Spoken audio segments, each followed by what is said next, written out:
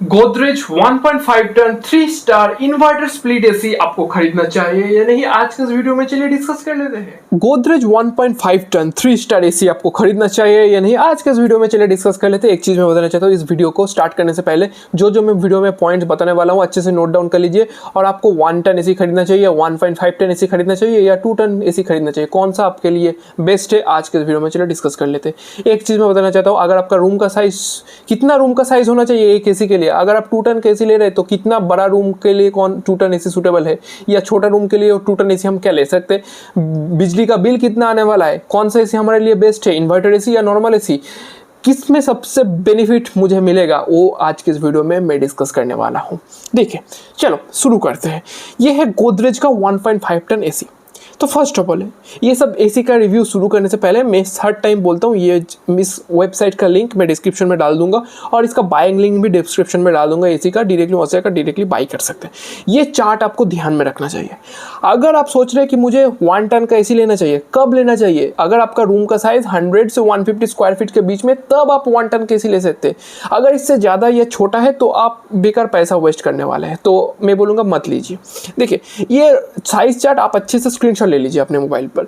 देखिए अगर 100 square feet के अंदर है आपका रूम का साइज तो आप 0.8 टन का एसी ले सकते हैं, पर मैं रिकमेंड नहीं करता 0.8 टन का एसी, एटलीस्ट 1 टन का एसी लीजिए, ठीक है। अगर 150 टू 200 स्क्वायर फीट के बीच में होता हो 2 टन का 1.5 टन का एसी आप ले सकते हैं, और अगर उससे ज़्यादा हुआ तो आप 2 टन का एसी ले सकते हैं। मैक्सिमम 2 टन का एसी आपको देखने को मिल जाता है मार्केट में। इससे ज़्यादा लिमिट का एसी चाहिए तो आप होलसेलर मतलब एसी का जो मैन्युफैक्चरर उन लोगों को कॉन्टैक्ट कर सकते हैं। बेसिकली अलग से आपको ऑर्डर प्लेस करना पड़ेगा, नॉर्मल रिटेलर्स के लिए ये सब नहीं मिलता, ठीक है। 2 ton AC is maximum for normal peoples, ठीक है। हम लोगों के लिए 2 टन एसी इज इनफ। अब बात कर लेते हैं करंट किस में सेव होगा, बिजली का बिल किस में कम आएगा, वो मैं डिस्कस करने वाला हूँ। चलो अब डायरेक्टली रिव्यू कर, थोड़ा इस एसी के बारे में भी डिस्कस कर लेते हैं। देखो ये एसी आपको कुछ इस टाइप का देखने को मिल जाता है। बढ़िया है एसी, देखने में कोई प्रॉब्लम नहीं है, सुंदर है, बहुत ही सही है। पर हमें सुंदर से क्या, हमें तो चाहिए बिजली का बिल और ठंडा कर पाएगा या नहीं। रूम का साइज मैंने बता दिया, उस रूम के साइज के हिसाब से आप एसी चूज कीजिए। और एक बात, 24 डिग्री के नीचे एसी को मत कीजिए। 24 डिग्री के नीचे अगर आप करेंगे, सपोज आप 23 डिग्री या 20 डिग्री भी कर देते, आपका बिजली का बिल 5% से 10% ज़्यादा आएगा। मतलब 100 रुपीज़ में आपको 10 रुपीज़ तक देना पड़ सकता है एक्स्ट्रा, सिर्फ 24 डिग्री से 23 डिग्री पे लाने के लिए। सो इसीलिए अगर आप सोच रहे हैं कि मुझे 16 डिग्री में ठंडा कर देगा बहुत ही जल्दी एसी, 16 डिग्री में कर देता हूँ, नहीं, कभी नहीं कर पाएगा।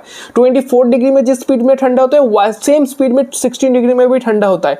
ये मिसकंसेप्शन है कि 16 डिग्री में कर दूंगा तो बहुत जल्दी ठंडा कर पाएगा, नहीं, सेम स्पीड में ठंडा होता है एसी ओवरऑल। पहले 24 डिग्री में आएगा, उसके बाद 16 डिग्री में आएगा, ठीक है, ये समझ लीजिए। यहाँ पर आपको एआई मिल जाता है ओवरऑल। एआई अभी के टाइम पे आया है, नॉर्मल मोबाइल से आप कंट्रोल कर सकते हैं। तो नाम का एआई है भाई, एआई कुछ नहीं मिलता है, एट द एंड से आपको रिमोट से कंट्रोल करना पड़ेगा। ये सब मतलब जाल में फंसी, ठीक है।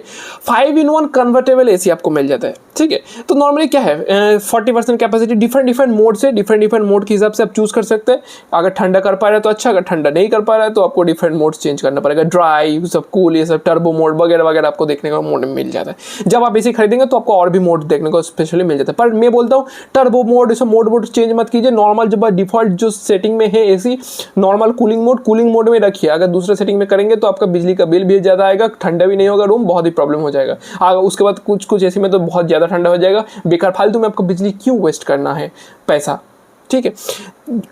हेवी ड्यूटी में भी कूलिंग कर सकते हैं, 52 डिग्री में भी कूल हो जाता है। और self diagnosis, self cleaning technology. Self cleaning मतलब एसी का बीच मतलब धूल मिट्टी अगर चला जाता है वो थोड़ा सेल्फ क्लीनिंग कर लेता है। एसी का फिल्टर है, थोड़ा मैनेज होता है। पर एट द एंड आपको मैनुअली सर्विसिंग कराना पड़ेगा, विदाउट सर्विसिंग एसी नहीं चलेगा, हाथ से आपको सफाई करना पड़ेगा। ये सब सेल्फ क्लीनिंग नाम का है, कुछ भी नहीं है, ठीक है। और एक बात, एसी का साइज इतना मिलेगा, ज़्यादा बड़ा नहीं, छोटा सा एसी आपको मिलेगा। आउटडोर यूनिट बड़ा हो सकता है पर इंडोर यूनिट छोटा ही आपको मिलेगा आफ्टर ऑल।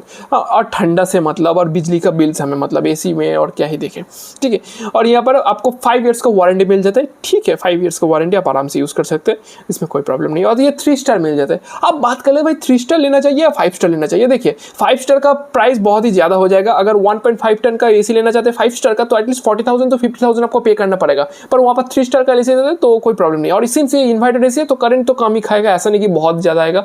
और जब मैं बात ही कर रहा हूँ कि इन्वर्टर एसी लेना चाहिए या नहीं, देखिए अगर आप 1.5 टन के एसी लेते हैं और नॉर्मली 8 घंटे के लिए दिन में चलाते हैं तो आपका बिजली कितना जाएगा 1.5 to 1.8 टन पर आवर के हिसाब से बिजली जा सकता है। पर सेम वहाँ पर अगर आप इन्वर्टर एसी लेते हैं तो 1 टन to 1.2 टन का बिजली जाएगा। मतलब आप 4 से 6 0.4 to 0.6 तक यूनिट आप सेव कर सकते हैं पर आवर के हिसाब से।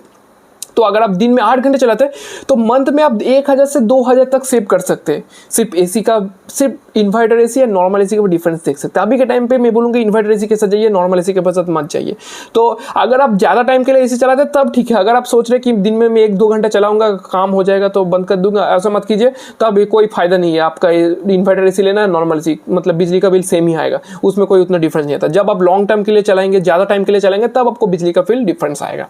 ठीक है, अब बात कर लेते कुछ थोड़ा फोटोज देख लेते हैं ये एसी का। तो एसी तो बढ़िया है, एसी में कोई प्रॉब्लम नहीं है, आप खरीद सकते हैं। पर ऑब्वियसली थोड़ा तो जेन्युइन रिव्यू भी देखना चाहिए। अगर आपको जानना चाहिए तो एसी में, सब एसी में कुछ प्रॉब्लम होता है, कुछ पॉजिटिव चीज़ होता है। आप डिपेंड करते हैं आप किस कंपनी का लेते हैं। तो ये देख सकते हैं, रिव्यू दिया गया है। तो नॉर्मल एसी और एक बात, स्टेबलाइजर अगर आप लगाना चाहते हैं तो लगा सकते हैं, उसमें कोई दिक्कत नहीं है। पर बहुत सारे एसी में क्या होता है, अभी के टाइम पे इनबिल्ट स्टेबलाइजर आता है तो स्टेबलाइजर की उतनी ज़रूरत नहीं होता। ओके, ये सब आपको फोटोज, एसी तो बढ़िया है, इसमें कोई दिक्कत नहीं है। देखिए मैं जो बोल रहा था 16 डिग्री में रखा है भाई, 16 डिग्री मत रखिए, 24 डिग्री में रखिए। अच्छा सेव होगा, आपका करंट भी सेव होगा, बढ़िया चलेगा। एसी तो नॉर्मल दोनों में डिग्री में अच्छा चलेगा। पर